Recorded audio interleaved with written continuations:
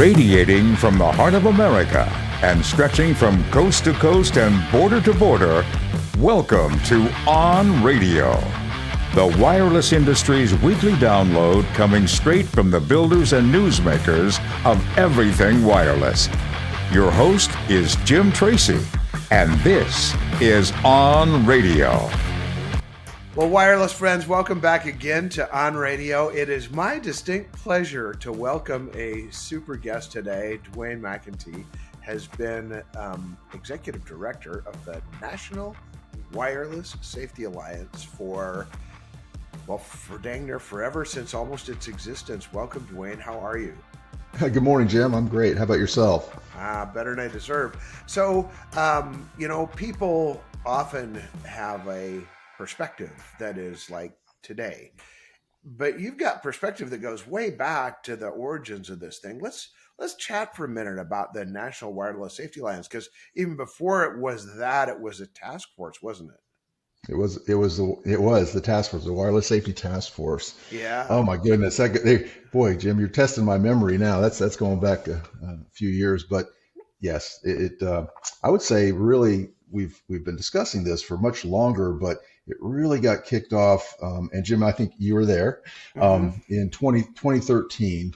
Unfortunately, the industry at that time was having a lot of fatalities. There were a lot of bad days that were happening for a lot of very good companies. Yeah. And the families of the folks that passed away or died on the job or on the line of duty, they deserve the attention to make it better. For sure. So if you'll remember, there was an initiative that was kicked off. Nate, actually Marty Travers with Black and Beach at the time, picked up the phone and said, guys, let's get everybody together. And that's what happened in Dallas, if you remember, in 2013. Yeah. And it wasn't because OSHA was breathing down our neck, but OSHA was breathing down the industry's neck pretty hard. And honestly, rightly so. If you think about what was happening, the workload that was out there, the types of accidents that were occurring, causing a lot of injuries and deaths, something did need to be done. And a bunch of people answered the call, right? There were more people in the room than I think anybody imagined. It was standing room only in Dallas, where a bunch of folks with the same mission, the same objective to make the industry better, got together and started talking. And wasn't that amazing? Yeah, I have to give Marty a big kudos, because he called the Nate office and he said, if you care about this, it's really important. You should come down here. And we're like, okay, let's talk. And he said, no, come down next week. He was very persuasive, and he actually was kind of the genesis of the task force, because he set a task in front of us. Yes, what was he that did. task? Do you remember? So the task was to basically move the needle, not have any fatalities, and improve quality while we're doing it too. I mean, if you think about it, the discussion quickly evolved into it is very safety centric. We have to do something.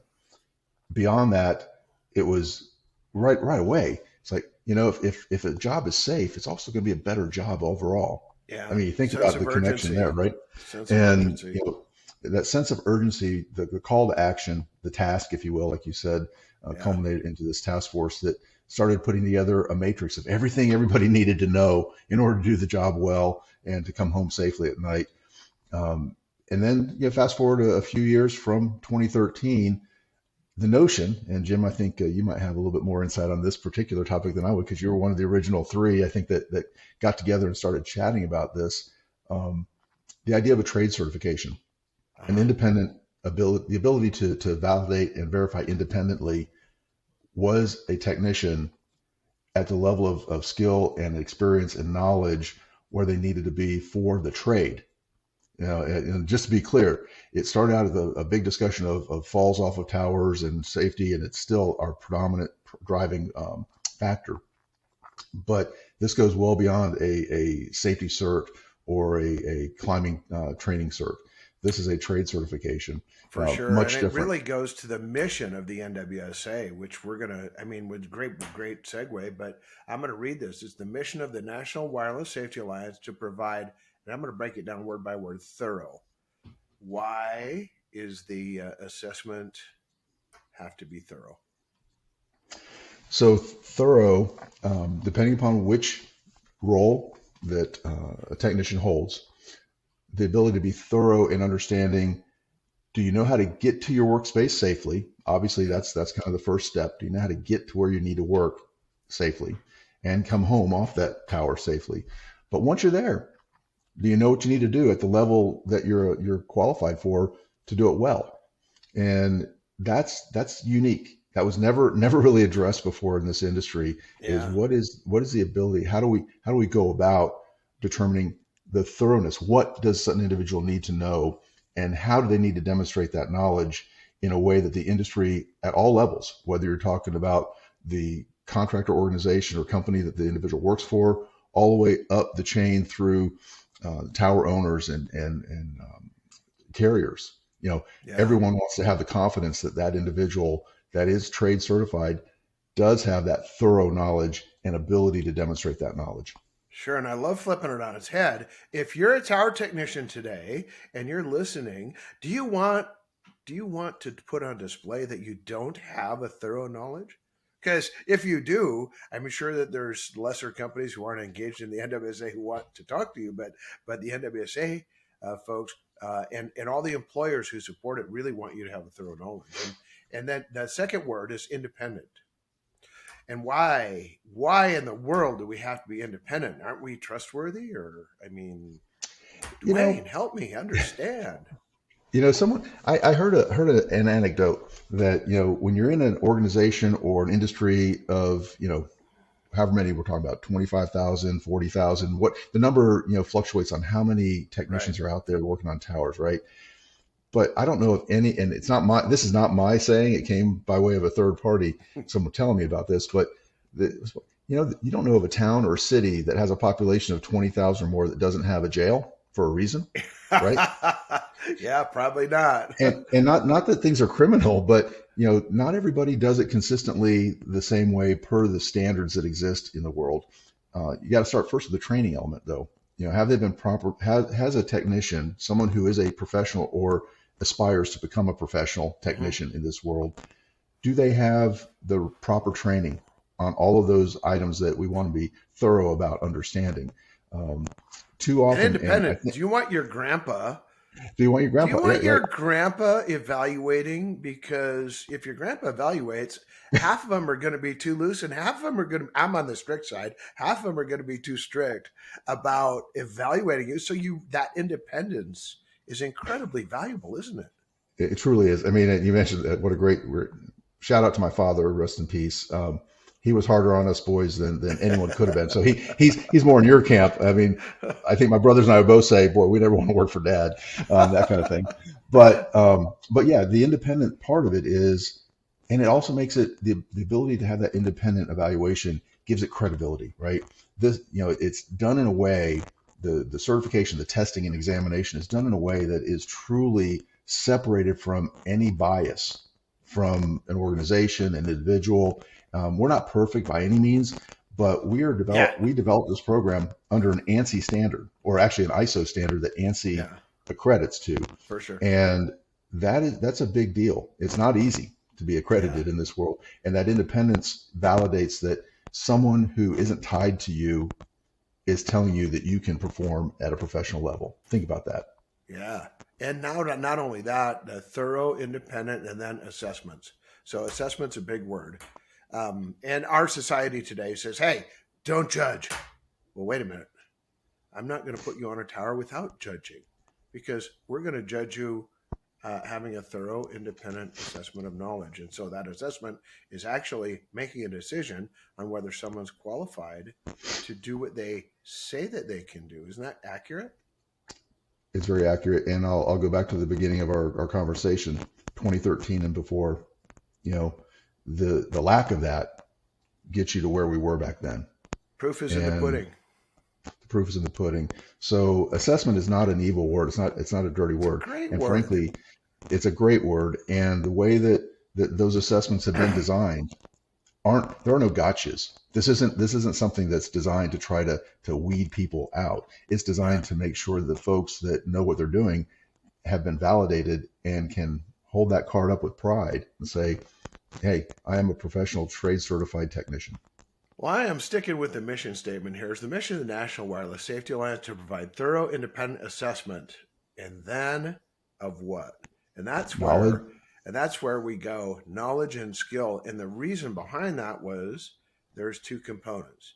There's those who know how to do it and then can't, and then there's those who can't tell you what they're doing, but they can actually perform the work. And we're requiring these skilled technicians to possess both. Both. That's right.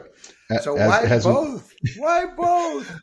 Well, I hate to say it sounds intuitive, but it kind of is. When you have to know what you're doing, and you have to be able to do what you know you can, that you have knowledge about, right? Demonstrate that. Like you said it perfectly. A lot of times you have it up here, but you can't put it into action. We need both. In this industry.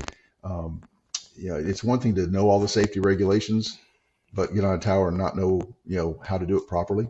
Yeah, that happens a lot. Honestly, a lot of folks go through training and they get the book learning, but they don't put it into action. We want to avoid that. It's really important that we're able to have that knowledge and skill that's been validated, verified. And so that's the way we design our exams, to be able to do just that. We have a lot of guidance on how to do that properly. Listen, our industry didn't have this before. We sought help from others, and you're very much involved in us finding the right help. Thank you very much. But it was just one of those things that we had never had it before. We didn't really. I mean, we thought we knew how to write questions. There's a lot of training that goes on in this industry, and a lot of tests, if you will, that happen, but not to the extent that an accredited program has to, the scrutiny that we have to go under to make sure that we are doing it properly and validate that we are testing properly, that it's a fair and unbiased assessment.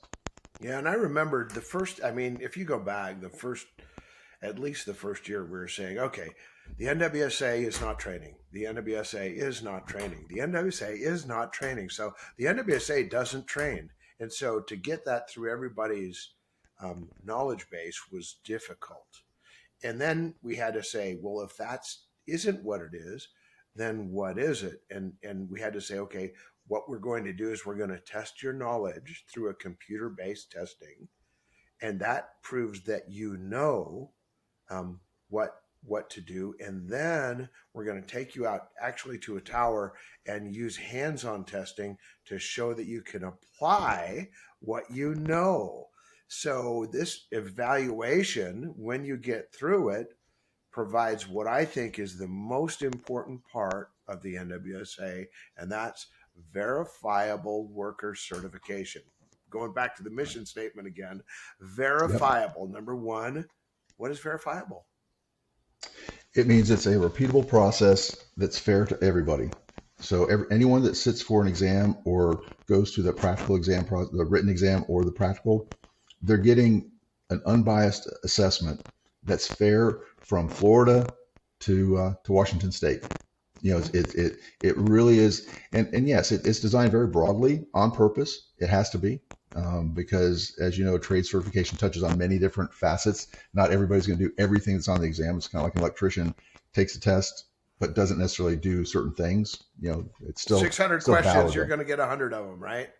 That's right. So, the point being with the verifiable is that it allows for everyone within our ecosystem, our industry, to be able to say, yes, this individual has completed a fair and unbiased assessment that everybody has bought into, how it was done, and we monitor it. Boy, we can get into a lot of detail about how the sausage was made and how we have to maintain the flavor of that sausage. It's tough when it comes to ANSI, but I will tell you, I think the industry now with confidence can take a look and say, if you've passed this exam and you're credentialed through the NWSA, that you went through a very appropriately rigorous process. Like I said, there are no gotchas. Each test is designed for the level that we intend.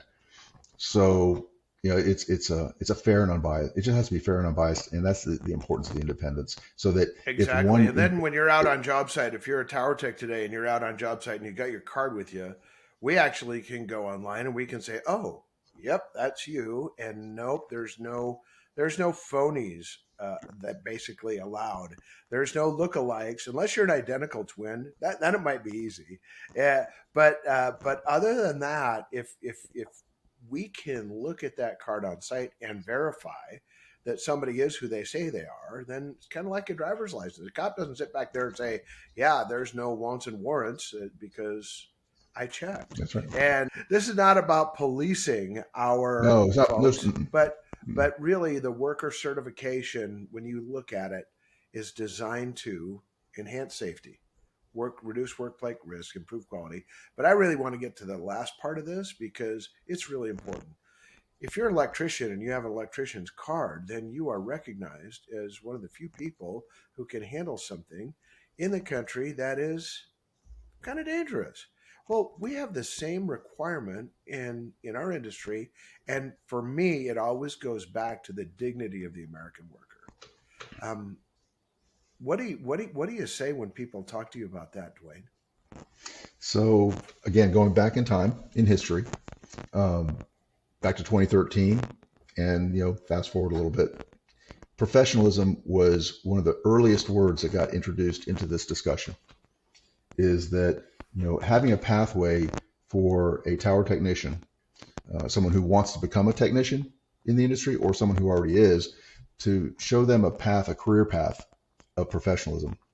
And whether it's a triple T 1 level, a technician 1 level, technician level 2, foreman, it's a progression that is recognized as being part of a professional scheme, if you will, a design of a professional path.